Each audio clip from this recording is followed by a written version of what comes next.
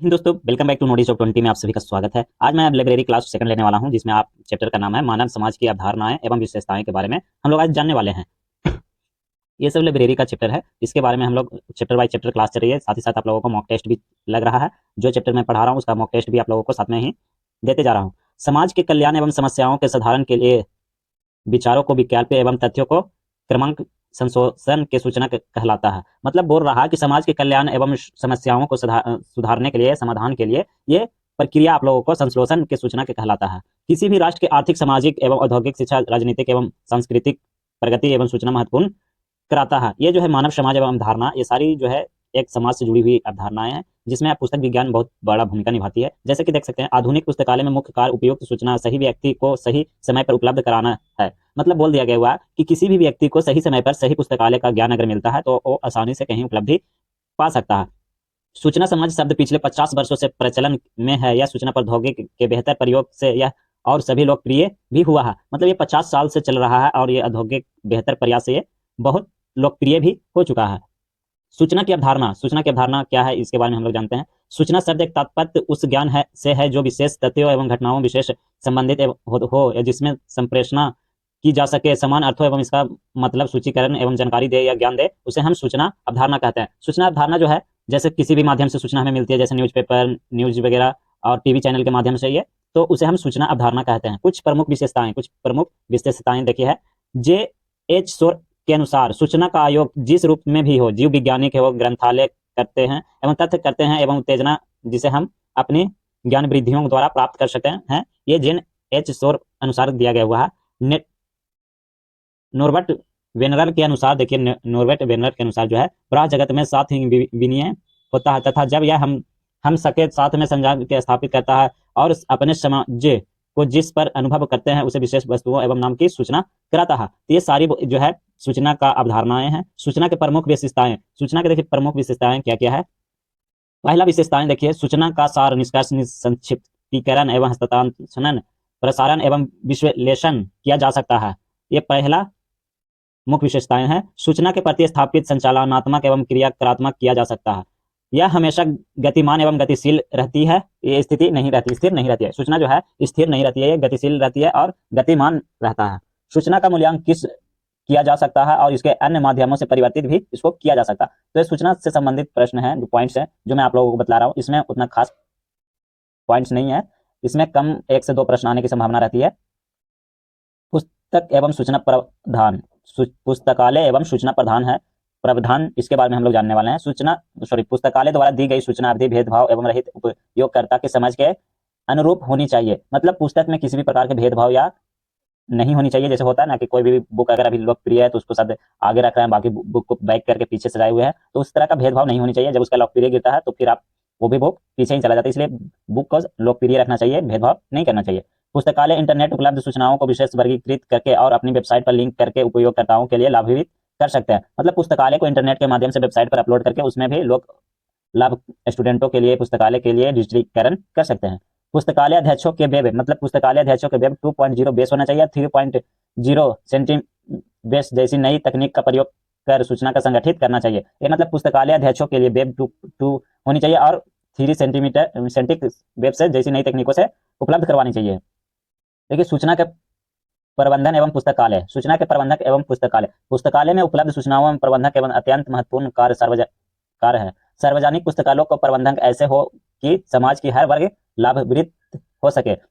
मतलब बोला जा रहा है कि पुस्तकालय, सार्वजनिक पुस्तकालय में प्रबंधक ऐसी होनी चाहिए कि हर वर्ग के लाभार्थी, मतलब स्टूडेंटों को लाभ मिल सके। जैसे आप 10th पढ़ रहे हैं तो 10 का है, 12th पढ़ रहे हैं 12th का, या आप किसी चीज पे रिसर्च कर रहे हैं तो उसके लिए विशेष पुस्तकालयों को उपयोगकर्ताओं के लिए आवश्यकता के अनुसार आप लोगों को जैसे CS, SDI, इंडेक्सिंग, ये जैसे ई बुक वगैरह जैसी सेवाएं प्रदान करानी चाहिए। सूचना स्रोतों के रूप में अन्य संस्थाएं, सूचना जो है स्रोतों के रूप में अन्य संस्थाएं के बारे में हम लोग जानते हैं। पुस्तकालय के अलावा शैक्षणिक संस्थाएं, प्रकाशन संस्थाएं एवं शोध संस्थाएं भी सूचना के महत्वपूर्ण स्रोत है। मतलब सूचना के महत्वपूर्ण स्रोत जो है पुस्तकालय के, शिक्षा संस्था, प्रकाशनिक संस्था एवं शोध संस्था जो है, ये सूचना का महत्वपूर्ण स्रोत है। इन संस्थाओं द्वारा आयोजित कॉन्फ्रेंस, सेमिनार और वर्कशॉप में कार्यवाही में प्रकाशित एवं अप्रकाशित सूचना उपलब्ध होती है। इन सभी में कॉन्फ्रेंस या सेमिनार चलता है तो या वर्कशॉप चलता है तो इसमें बहुत से प्रकाशनों एवं प्रकाशनों का सूचना उपलब्ध भी होती है। इन संस्थाओं को उनके कार्य के आधार पर 3 समूह में बांटा जा सकता है। इन संस्थाओं के इनके कार्य के अनुसार 3 संस्थाओं में बांटा जाता है। ज्ञान सूचना सृजित करने वाली संस्थाएं हैं, ज्ञान सूचना का प्रसारित करने वाली संस्था है, ये सृजित करने वाली भी संस्था है, ज्ञान सूचना की सेवाएं संलग्न संस्थाएं भी है। ये तीन पॉइंट जो है आप लोगों को, ज्ञान सूचना सृजित करने वाली संस्थाएं हैं, ज्ञान सूचना प्रकाशित करने वाले संस्थाएं हैं, ज्ञान सूचना सेवा का संग्रह संस्थाएं हैं। सूचना समाज की अवधारणा, सूचना समाज की अवधारणा के बारे में हम लोग जानते हैं। जैसे पहला पॉइंट देखिए, सूचना समाज सूचना विज्ञान एवं सामाजिक विज्ञान का संयोजक। यह एक ऐसे समाज है जहां श्रम एवं बौद्धिकता को प्राथमिकता दी जाती है। सूचना समाज की अवधारणाएं में जो है, एक ऐसी समाज है जो श्रम एवं बौद्धिकता को भी प्राथमिकता दी जाती है। ब्लू जे मार्टिन के अनुसार सूचना एक आर्थिक एवं औद्योगिक शक्ति है जो सामाजिक क्रम में एवं स्तर में परिवर्तन ला सकती है। ब्लू जे मार्टिन के अनुसार जो सूचना है प्रौद्योगिक, उसके शक्ति में सामाजिक क्रम में या स्तर में परिवर्तन ला सकता है। सूचना समाज के विभिन्न क्षेत्रों पर प्रभाव, सूचना समाज के विभिन्न क्षेत्रों पर प्रभाव ही डाल सकता। शिक्षा पर, प्राथमिक स्तर पर ऑडियो विजुअल के माध्यम से विश्वविद्यालय स्तर पर ई बुक के जनरल्स के प्रयोग से शिक्षा प्रणाली का व्यापक बदलाव आया है। मतलब शिक्षा पर, जैसे मान लीजिए किसी को पढ़ने नहीं आ पा रहा है तो वो उस ऑडियो के माध्यम से भी पढ़ सकता है, सुन सकता है, जनरल के माध्यम से भी सुन सकता है, वीडियो वगैरह के माध्यम से भी लाइब्रेरी में आप वीडियो ऑडियो सारी सुविधाएं उपलब्ध अब कराई जाती है। व्यापारक एवं व्यवसाय पर कुछ हम लोग जान लेते हैं। किसी भी क्षेत्र में आवश्यकता एवं अभिरुचि के अनुसार एकत्र करके अनुरूप व्यवसाय स्थापित किया जा सकता है। मतलब किसी भी क्षेत्र में आवश्यकता के रुचि के अनुसार अनुरूप व्यवसाय स्थापित किया जा सकता है। जैसे बिजनेस के क्षेत्र में बहुत से बिजनेस, जहां पर हम लाइब्रेरी लगा रहे हैं तो वहां पर खाली बिजनेस के लोग हैं, तो वहां पर हम बिजनेस के बुक भी रख सकते हैं, उनके क्षेत्र के अनुसार, आवश्यकता के अनुसार वो चीज हम रख सकते हैं। अनुसंधान एवं विकास पर, सूचना प्रौद्योगिकी के अनुप्रयोग से अनुसंधान का गुणवत्ता का वृद्धि होता है। अनुसंधान का विकास पर सूचना प्रौद्योगिकी के अनुप्रयोग से सूचना संधान का गुणवत्ता वृद्धि होता है। राजनीतिक पर, राजनीतिक सूचना का उपयोग और उत्पादन दोनों कहते हैं। नेशनल इंफॉर्मेटिंग सेंटर जिसे हम शॉर्ट में बोलते हैं एनआईसी का नेटवर्क सरकारी एजेंसियों का सूचना पहुंचाना रहता है। एनआईसी का काम रहता है नेटवर्क के सहारे सरकारी एजेंसियों को सूचना प्राप्त करना। दैनिक जीवन पर क्या होता है? दैनिक जीवन में सूचना के प्रभाव से लोगों को के रहन सहन और जीवाशय में वृद्धि होता है। मतलब दैनिक जीवन में आपका सूचना से रहन सहन वगैरह पे वृद्धि होता है। पुस्तकालय एवं सूचना विज्ञान, सूचना प्रौद्योगिकी के आगमन से पुस्तकालयों को सेवाओं को विस्तार हुआ है और उपयोगकर्ताओं को घर बैठे विभिन्न पुस्तकों को सूचना प्राप्त होता है। मतलब सूचना विज्ञान के साथ साथ अब डिजिटलीकरण कर दिया गया है, तो आप घर के माध्यम से भी एक्सेस करके बुक की पढ़ाई किया जा सकता है। सूचना समाज की विशेषताएं, सूचना समाज में क्या विशेषताएं हैं?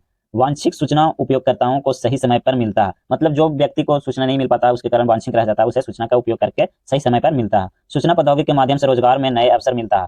सूचना प्रौद्योगिकी के अनुसार से रोजगार में नए अवसर भी मिलता है। विभिन्न संचारण माध्यमों से सूचना का संप्रेषण होता है। सूचना के आर्थिक शक्ति के रूप में उभरता है। दूरसंचारण पर आधारित सूचना सेवाएं आते हैं। मतलब इसमें हम लोग जैसे पेपर हो गया, न्यूज हो गया या टेलीविजन वगैरह, उसके माध्यम से हम सूचना भी प्राप्त करते हैं और उसके बारे में हम लोग जानते भी हैं। सूचना का प्रयोग में अवरोध तत्व, मतलब इसमें नेगेटिविटी तत्व। भाषा, यदि मांगी गई सूचना और उपलब्ध सूचना की भाषाओं में अंतर हो तो सूचना का महत्व खत्म हो जाता है। जैसे बोला जा रहा है कि आपको अगर हिंदी पढ़ना आता है, आपको उर्दू में दे दिया जाता है, तो उसका महत्व खत्म हो जाता है उस सूचना का, क्योंकि जिसे उर्दू पढ़ना ही नहीं आता तो उसको सूचना उस स्थिति में देके फायदा नहीं है, इसलिए वो बोला गया हुआ है। समय यानी टाइम, सूचना का समय प्रकाशित न होना या उपयोगकर्ताओं को समय पर न पहुंचना उसे उपयोग के लिए समाप्त कर देता है। मतलब जो समय पे सूचना निकलती है और अगर आपको पास नहीं पहुंच पाती है, आपको नहीं मिल पाती है, तो सूचना का कोई फायदा नहीं होता है। जैसे आप किसी के फॉर्म भरने का डेट 22 जनवरी दिया गया हुआ है और आपको 25 जनवरी को मिलता है नोटिफिकेशन, तो उससे कोई लाभ नहीं होता। आर्थिक समस्या, अध्ययन सूचनाओं जैसे विदेशी पत्र पत्रिकाएं एवं महंगा होना उससे उपयोग में एक बड़ी बाधा भी है। जैसे बहुत से विदेशी पत्रिकाएं हैं जो महंगी हैं, तो उसमें आर्थिक समस्या भी हो सकती है। प्रक्रियात्मक जटिलताएं, इसमें कुछ जटिलताएं आते हैं। प्रारूप सूचित सूचना के संशोधन कठिन होता है, जैसे कि विदेशी प्रकाशनों का अधिग्रहण। जैसे हम लोग मीडिया वाले होते हैं, तो मीडिया वाले विदेश में जाके कवर करते हैं, तो उसमें उन लोगों को कठिनाइयों का सामना करना पड़ता है। जैसे अपने कंट्री में वो आसानी से कर पाता है, उतनी आसानी से अदर कंट्री में वो नहीं कर पाता है। प्रशिक्षित मानव एवं शक्ति का अभाव, जैसे कंप्यूटर विभिन्न सॉफ्टवेयर के ज्ञान के बिना मशीन पाठिका प्रारूपों को उपलब्ध सूचना का उपयोग संभव नहीं है। जैसे हम लोगों के पास कंप्यूटर मिल गया, उसके सॉफ्टवेयर वगैरह के हम लोगों को नॉलेज नहीं है या उससे चलाना नहीं आता, तो भी उपयोगकर्ता के लिए संभव नहीं है।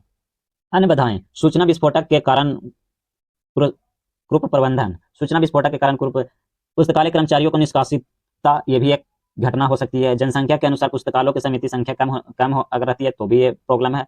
उपयोगकर्ताओं के जागरूकता की कमी, अगर उपयोगकर्ताओं को हम जागरूक नहीं करते हैं तो भी ये बहुत बड़ी समस्या है।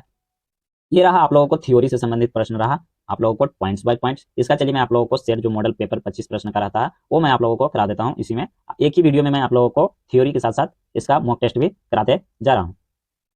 मॉक टेस्ट में देखिए पहला प्रश्न क्या है। मॉक टेस्ट में देखिए, किसी भी राष्ट्रीय के आर्थिक, सार्वजनिक, औद्योगिक, शैक्षणिक एवं राजनीतिक एवं संस्कृति प्रगति में सबसे महत्वपूर्ण कारण क्या होता है।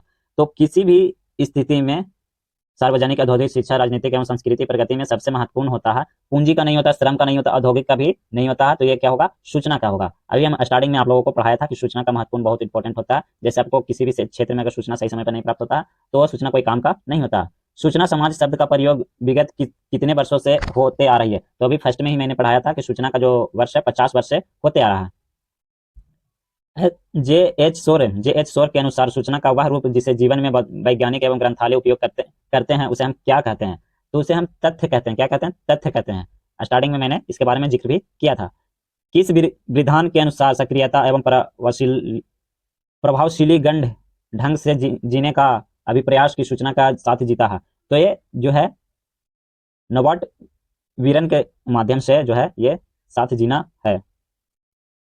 बोरको ने सूचना विज्ञान को कैसे विज्ञान माना। बोरको ने सूचना विज्ञान को कैसे विज्ञान माना, तो अंतर विशेषताएं विज्ञान के माध्यम से माना। किससे माना? अंतर विशेषियों विज्ञान के माध्यम से ये माना गया। सूचना के क्रमबद्ध एवं प्रबंधकता बनाने के लिए पुस्तकालय को नई तकनीक का प्रयोग किया जाता है। इसके बारे में भी मैंने आप लोगों को जिक्र किया था कि वेब 2.0 से लेकर वेब 3.0 तक सेमिटिनियन वेब से होता है। डब्ल्यू.जे. मार्टिन ने सूचना को कौन सी शक्ति माना है जो सामाजिक क्रम में परिवर्तित ला सकती है। डब्ल्यू.जे. मार्टिन ने सूचना का कौन सा शक्ति माना जो सामाजिक क्रम में ला सके। तो आर्थिक एवं औद्योगिक शक्ति को माना गया है। 8वां प्रश्न देखिए, ब्लेज कोनिन के अनुसार सूचना समाज में किसे प्राथमिकता दी जाती है। तो सूचना समाज में सबसे पहले प्राथमिकता दी जाती है श्रम बौद्धिकता को। ये मैंने आपको ऊपर में भी पढ़ाया था कि श्रम बौद्धिकता को सबसे प्रथम श्रेणी में माना जाता है। भारत में कौन सा नेटवर्क कंप्यूटर आधारित सूचनाओं को विभिन्न सरकारी एजेंसियों तक पहुंचाई जाती है। तो ये मैंने अभी जस्ट आप लोगों को पढ़ाया कि NIC, नेशनल इंफॉर्मेटिक सेंटर जो है ये भारत की एजेंसियों के सरकारी एजेंसियों तक पहुंचाता है। 10वां प्रश्न देखिए, सूचना के प्रभाव में आने वाली विभिन्न रुकावटों को क्या कहते हैं। सूचना के विभिन्न रुकावटों को आने वाले को क्या कहते हैं। तो यह सूचना का प्रयोग में अवरोधन तत्व कहते हैं। क्या कहते हैं? सूचना के प्रयोग में अवरोधक तत्व कहते हैं। सूचना के संप्रेषण में सबसे प्रमुख समस्या एवं अवरोधक तत्व क्या है। तो ये है आप लोगों को भाषा। सबसे बड़ा प्रॉब्लम है भाषा का। जैसे मैं आप लोगों को बताया था कि उर्दू अगर आपको हिंदी पढ़ना आता है और अगर आपको उर्दू में नोटिफिकेशन दे देता है तो वो नोटिफिकेशन को आपके लिए कोई महत्व नहीं रहा, क्योंकि आपको तो उर्दू पढ़ना आता नहीं है, तो उसका कोई मतलब एक नहीं रह पाया। सूचना के प्रयोग में एक बड़ी बाधा क्या है जिसके कारण विशेष अवधत्व सूचनाओं को उपयोग नहीं कर पाते हैं। तो वो है सूचना का महंगा होना। सूचना का महंगा होना, इसके कारण बहुत से जैसे पेपर वगैरह महंगा हो जाता है तो मिडिल क्लास के फैमिली लोग नहीं ले पाते हैं। इसके वजह से सूचना में मतलब सूचना का महंगा होना ये भी एक समस्या है। सूचना प्रौद्योगिकी का प्रयोग सूचना के सृजन से लेकर संप्रेषण कर हो रहा है। इसे हम किसी की आवश्यकता है। तो ये जो है आप लोगों को प्रशिक्षण मानव शक्ति की आवश्यकता है। किसका आवश्यकता है? प्रशिक्षण मानव शक्ति का आवश्यकता है। निम्नलिखित में से कौन सा सूचना प्रयोग में एक अवरोधक तत्व है। तो निम्नलिखित में से कौन सा सूचना प्रौद्योगिकी का एक अवरोधक तत्व है। तो सूचना का विस्फोट एवं कारणों से कुप्रबंधन होना, यह भी एक कारण हो सकती है। 15वां क्वेश्चन, इंफॉर्मेशन शब्द किस शब्द से लिया गया है और जिसका अर्थ है किसी वस्तु को आधार पर स्वरूप तो प्रदान करता है। तो ये किससे लिया गया है। तो ऑप्शन नंबर 1 फॉर्मा से लिया गया है। फॉर्मेटिव या फॉर्मा से लिया गया। डेटा के विशेष में क्या कहा जाता है। डेटा के विषय में क्या कहा जाता है। तो डेटा के विषय में जो है इनमें क्रम वृद्धि करने एवं सूचना के प्रारूप प्रयोग कर सकते हैं। डेटा के विशेष में क्या कहा जाता है, विषय में क्या कहा जाता है, इसे क्रमबद्ध एवं करके सूचना के प्रारूप में प्रयोग किया जा सकता है। सार्वजनिक पुस्तकालय को अपनी सेवाएं किस प्रकार प्रदान करती है। तो सार्वजनिक पुस्तकालय है जो समाज के प्रत्येक वर्गों के लिए होता है। क्या होता है? समाज के प्रत्येक वर्गों के लिए होता है। सूचना समाज शब्द किन दो ऋषियों वैज्ञानिकों को संयोजित करता है। तो सूचना विज्ञान जो है किसके संयोजित करता है? सूचना विज्ञान के समाज का सामाजिक विज्ञान से, सूचना विज्ञान एवं सामाजिक विज्ञान से संशोधित करता है, संयोजित करता है। सूचना समाज का किस पर व्यापक प्रभाव पड़ता है? व्यापक प्रभाव जो पड़ता है किस पे पड़ता है? तो समाज के प्रत्येक क्षेत्र में पड़ता है। किस पे पड़ता है? समाज के प्रत्येक क्षेत्र में पड़ता है इसका प्रभाव। सूचना प्रौद्योगिकी के आगमन से किसकी सेवाएं में विस्तार हुआ है? तो सूचना जो है, सूचना के आगमन से किसकी सेवाएं विस्तार हुआ है? तो पुस्तकालय एवं सूचना के केंद्र की, पुस्तकालय एवं सूचना के केंद्र की हुआ है। 21वां नंबर प्रश्न देखिए, सूचना समाज के एक विशेष विशेषताएं क्या है? तो सूचना समाज की एक विशेष विशेषताएं जो है सूचना के आर्थिक स्थिति के रूप में उभरना। सूचना का उपयोगकर्ता से कौन कौन हो सकता है? सूचना उपयोगकर्ता कौन हो सकता है? तो सूचना में जो उपयोगकर्ता हो सकता है, अनुसंधानात्मक हो सकता है, अध्यापक हो सकता है, विद्यार्थी हो सकता है, व्यापार हो सकता है, या किसान, या कोई भी हो सकता है। सूचना के प्रभाव में समय का एक मुख्य अवरोधक क्या है? सूचना के जो प्रभाव है में समय का प्रमुख अवरोधक जो है सूचना के सृजन एवं प्रकाशन के समस्याकाल के कारण उसकी उपयोगकर्ता खत्म हो जाती है। इंटरनेट का उपलब्ध सूचना सामान्यतः कैसी नहीं होती है? तो इंटरनेट में जो है क्रम वृद्धि एवं प्रबंधनात्मक जो है ये नहीं होती है। ज्ञान को सृजित करने वाले, प्रकाशित करने वाली और सेवाएं, संग्रहित सेवाएं किसी भी स्रोत में रूप में विद्यमान है। तो ये क्या है? तो ये सूचना के है। क्या है? सूचना के विद्यमान है। ये टोटल आप लोगों को 25 प्रश्न कराए गए हैं जो आप लोगों को चैप्टर 2 का है। इसमें आप लोगों को थ्योरी भी बताया गया हुआ है, कुछ वर्ड्स में हिचकिचाहट होने के कारण उससे आप उस पर ध्यान मत दीजिएगा, पढ़ाई पे ध्यान दीजिए। आप लोगों को नोटिफिकेशन जल्द ही आने वाला है लाइब्रेरी साइंस का, वैकेंसी का 6500 भर्ती आने वाला है। आप लोगों को आज का नोटिफिकेशन में जारी कर दिया गया हुआ है कि वो जल्द ही आने वाला है, जल्द ही बीपीएससी को सौंपने वाले हैं। ये पुस्तकालय का वैकेंसी जो है आप लोगों को इस माह में दिखने को मिल जाएगा। और पुस्तकालय एवं सूचना विज्ञान के आधार पर आज जो आप लोगों को चैप्टर पढ़ाया गया हुआ है इसी के आधार पर है। और नेक्स्ट मैं आप लोगों को पुस्तकालय विज्ञान के 5वें सूत्र के बारे में पढ़ाऊंगा। 5वें सूत्र क्या है, एस आर रंगनाथन ने क्या क्या सूत्र दिया था डिटेल में, उसके बारे में हम लोग जानने वाले हैं। कौन सा सूत्र क्या काम करता है इसके बारे में जानने वाले हैं। और अगर आप लोग चैनल पे नए हैं तो चैनल को सब्सक्राइब कर दीजिएगा, वीडियो को लाइक एंड शेयर जरूर कर दीजिएगा। इस वीडियो में धन्यवाद।